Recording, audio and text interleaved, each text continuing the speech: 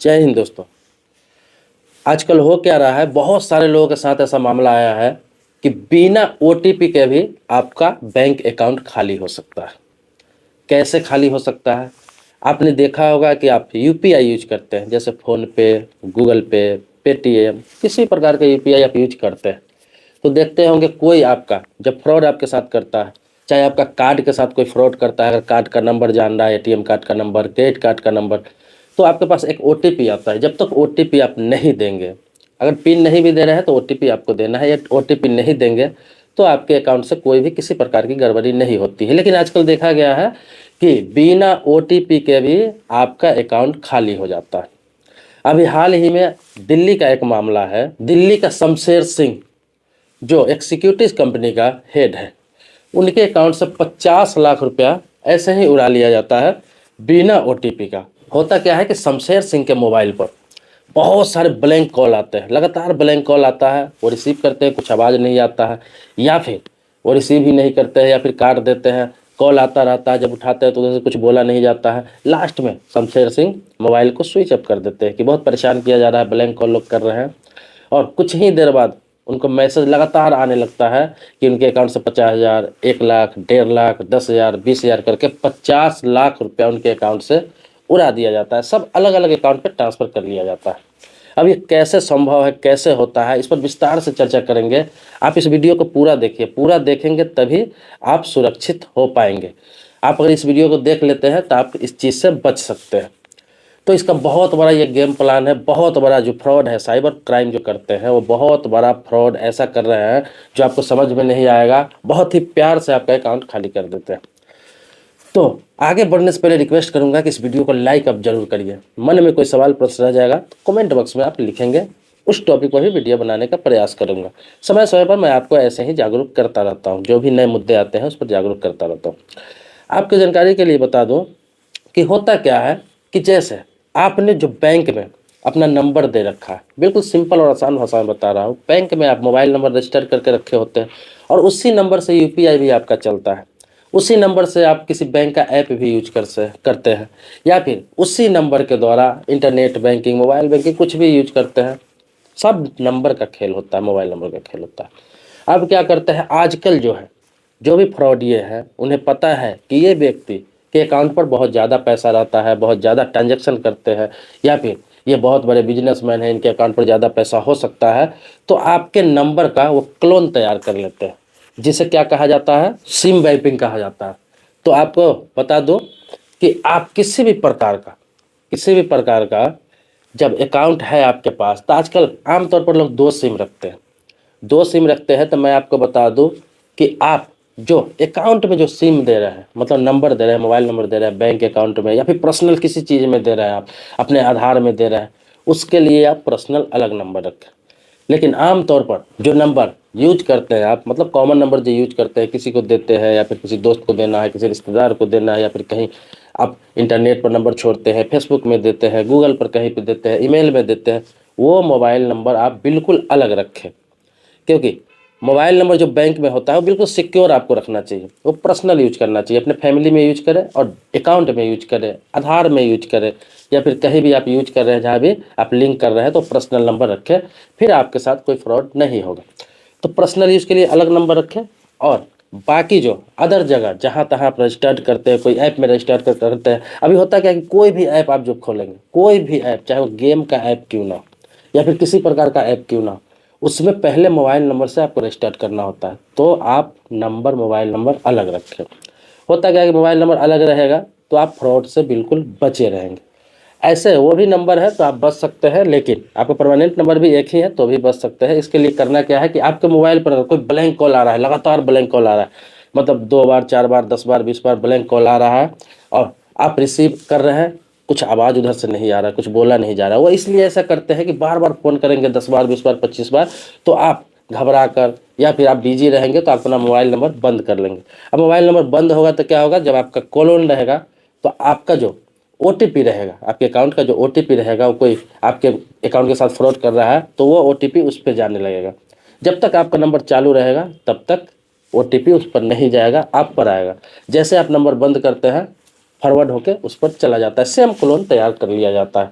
तो आजकल जो भी बहुत सारे सॉफ्टवेयर, नेटवर्किंग, इस तरह के जो बहुत सारे जो साइबर क्राइम करने वाले हैं, ये सारे सब कुछ जांच पड़ताल कर लिए हुए हैं और उसमें बहुत सारा रिसर्च करते हैं और इस तरह का फ्रॉड करते हैं।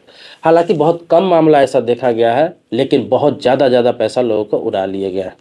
तो आप इस चीज़ के लिए सतर्क रहें।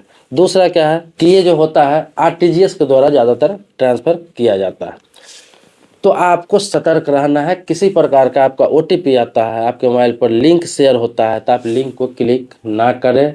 दूसरा है ब्लैंक कॉल बार बार आ रहा है तो मोबाइल स्विच ऑफ ना करें, उस नंबर को भले ही ब्लॉक कर दें, रिसीव ना करें, लेकिन मोबाइल आप स्विच ऑफ ना करें। दूसरा क्या है, आपका अगर मोबाइल किसी कारणवश, कभी कभी ऐसा होता है कि आपका काम नहीं कर रहा है सिम, आप कहीं कॉल लगा रहे हैं नहीं हो रहा है, मैसेज भेज रहे हैं नहीं जा रहा है, लेकिन नंबर चालू है, आपका इंटरनेट कभी कभी काम नहीं कर रहा है मोबाइल में, अगर ज़्यादातर ऐसा होता है ज़्यादा देर के लिए 4 घंटा 5 घंटा के लिए होता है, तो आप ज़रूर उसी समय कस्टमर केयर को फ़ोन करें, जानकारी लें, उन्हें बताएं कि ये समस्या आ रही है। हो सकता है आपके सिम का कोई क्लोन तैयार कर रहा है या फिर करने की तैयारी कर रहा है। इस पीरियड में होता है कि आपका नंबर काम करना बंद कर देता है 2 4 5 घंटा के लिए।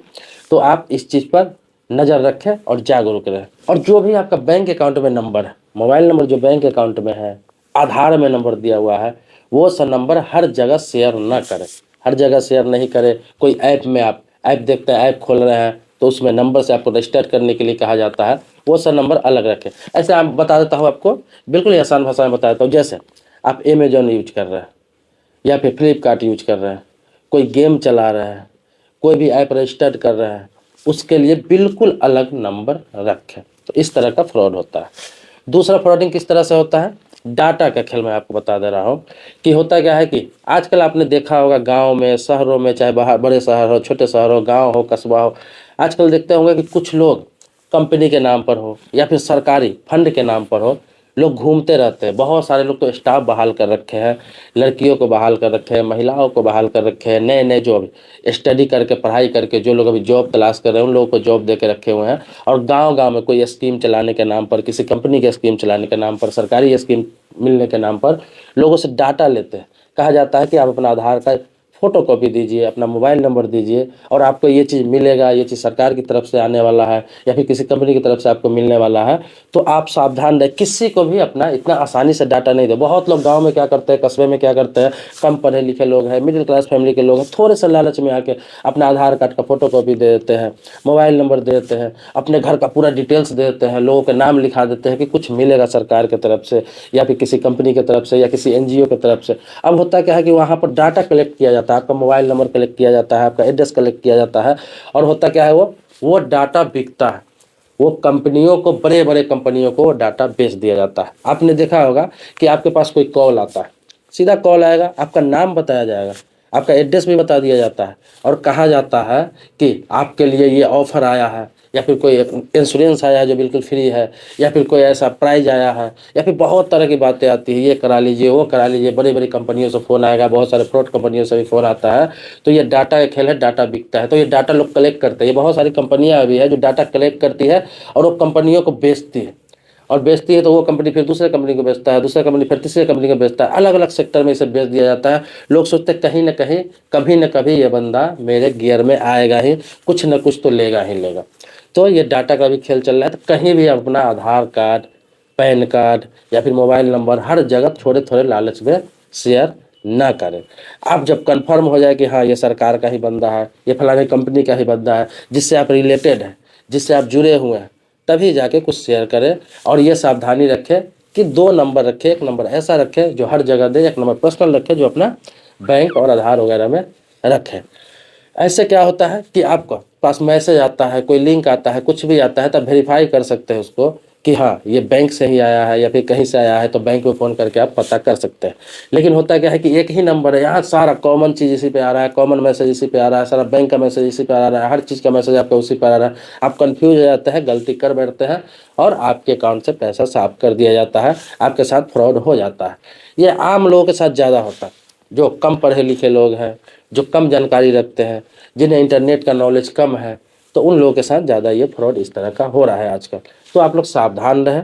अगर ऐसा किसी के साथ हुआ अगर इस तरह किसी के साथ हुआ है, किसी के साथ फ्रॉड हुआ है, किसी का पैसा कुछ काट लिया गया है, किसी का पैसा उड़ा दिया गया है, चाहे वो एटीएम के कार्ड, यहाँ तक कि आपने देखा होगा कि फ़ोन पे, पेटीएम, गूगल पे के वेरीफाई करने के नाम पर आपको गिफ्ट वाउचर देने के नाम पर फ़ोन आता है और आपके साथ फ्रॉड कर लिया जाता है। अगर अलग नंबर रहेगा आपका, बिल्कुल अलग नंबर रहेगा, तो उससे आप बच सकते हैं, आप कंफर्म हो सकते हैं। ऐसे मैं आपकी जानकारी के लिए बता दूं कि फ़ोन पे, पेटीएम या गूगल पे या फिर बैंक आपके कार्ड से रिलेटेड या फिर कोई चीज़ से रिलेटेड जानकारी के लिए कभी फ़ोन नहीं करता है, ना ही आपसे ओटीपी मांगता है। इस तरह का कभी भी कोई डाउट हो, कुछ आए मैसेज, डायरेक्ट बैंक से संपर्क करें, बैंक में जाकर पता करें, समय निकालें, बैंक में जाकर पता करें कि क्या आपने फ़ोन किया था, आपने मुझसे ओटीपी मांगा था, दे नहीं, पहले जानकारी ले लें किस चीज़ के लिए मांगा गया था, क्या फंड है, किस तरह का स्कीम है, तभी जाकर कुछ बैंक में जाकर आप जानकारी इकट्ठा करके बैंक से डायरेक्ट काम करें। कभी भी ऑनलाइन इस तरह का कुछ भी करने का प्रयास नहीं करें, अन्यथा आपका मान लीजिए अकाउंट पर 10,000 ही है, 20,000 ही है, 50,000 ही है, 2 लाख है, 5 लाख है, बहुत मेहनत से वहाँ पे इकट्ठा कर रखे हैं, जमा कर रखे हैं और आपको मिनटों में उसको साफ कर दिया जाता है। तो ये अभी हाल ही की घटना है, जो शमशेर सिंह दिल्ली के रहने वाले सिक्योरिटी कंपनी का हेड है, उनके साथ ऐसा हो सकता है। जो पढ़े लिखा बंदा है, काफ़ी टैलेंटेड बंदा है, सिक्योरिटी कंपनी का हेड है, उनके साथ फ्रॉडिंग हो सकता है 50 लाख रुपया का, तो बाकी के साथ क्या हो सकता है आप समझ लीजिए।